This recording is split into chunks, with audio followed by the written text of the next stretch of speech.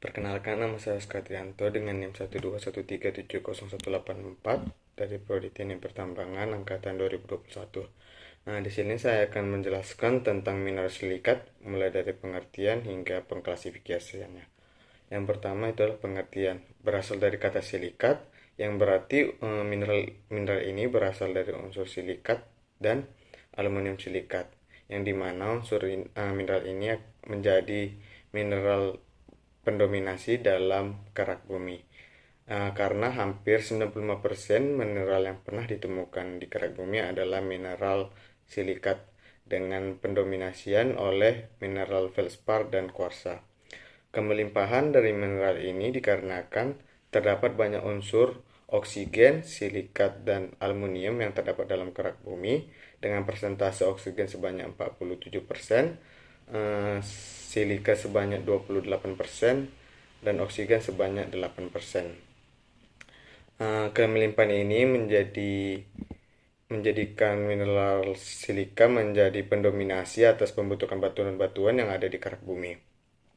Mineral silika itu terdiri dari ion silika dan ion oksigen, yang dimana ion silika itu memiliki rumus Si plus 4 dan oksigen O-2, yang ketika bergabung akan membentuk struktur tetrahedral silika dengan rumus SiO4 4. Untuk pengklasifikasian dari mineral silika ini diklasifikasikan berdasarkan penggabungan dari tetrahedral silika itu sendiri dan penggunaan oksigen dalam berasosiasi pada struktur kristal. Pada dasarnya tetrahedral silika ini bisa berdiri sendiri atau independen dan tunggal.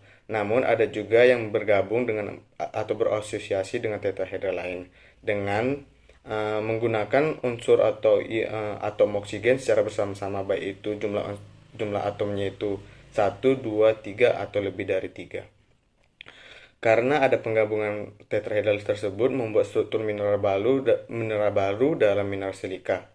Ketika tetrahedral silika itu berasosiasi dengan oksigen, maka jika oksigennya semakin banyak, maka tetrahedral itu atau struktur itu akan semakin kompleks. Ketika oksigennya semakin bertambah, maka struktur akan semakin kompleks, densitasnya akan semakin rendah, sehingga membuat ion-ion sekitar yang seperti ion kation dan anion akan lebih mudah masuk ke dalam struktur tersebut.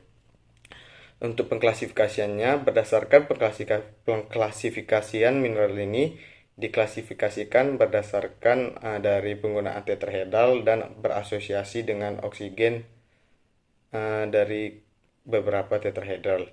Yang pertama itu adalah nesosilikat, yang dimana nesosilikat ini adalah mineral silikat yang hanya menggunakan satu tetrahedral silikat tanpa ada berasosiasi dengan tetrahedral yang lainnya. Perbandingan antar silikat dan oksigen dari mineral ini adalah 1:4, dengan contohnya itu adalah olivin. Kemudian itu ada sorosilikat. Sorosilikat adalah mineral silikat dengan jumlah 2 tetrahedral silikat yang saling berhubung dan berasosiasi menggunakan satu atom oksigen sehingga membentuk seperti dasi pita kupu-kupu, sehingga sering disebut dengan ikatan dasi kupu-kupu dengan perbandingan 2:7. Contoh mineralnya itu adalah epidot. Dan yang kedua itu adalah siklosilikat. Siklosilikat ini adalah 3 tetrahedral silikat yang berasosiasi dan bergabung dengan menggunakan 2 unsur oksigen yang sama sehingga membentuk lingkaran dengan perbandingan silika dan oksigennya itu 1:7. Contoh mineral yang dari siklosilikat ini adalah benitiot. Kemudian ada itu yang namanya inosilikat. Inosilikat itu adalah penggabungan dari beberapa tetrahedral silikat dengan banyak unsur oksigen sehingga membentuk seperti rantai.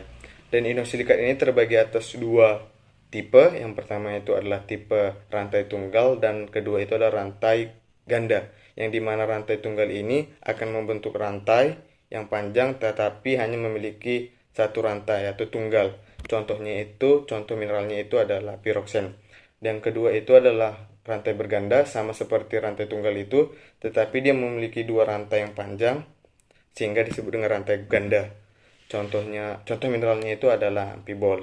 Dan kemudian adalah filosilikat. Filosilikat itu gabungan dari beberapa rantai sehingga membentuk rantai panjang dengan banyak tetahedral dan unsur oksigen yang banyak sehingga menghasilkan rantai yang panjang. Dengan perbandingan silikat dan oksigennya itu adalah 2:5. Contoh mineralnya itu adalah biotit.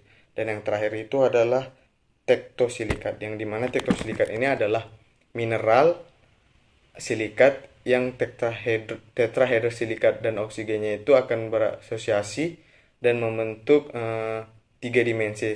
Jadi dia berbentuk tiga dimensi, tidak tidak seperti dua dimensi rantai atau lingkaran. Dia akan membentuk kubik atau tiga dimensi lainnya. Contoh mineral dari tektosilikat ini adalah mineral kuarsa.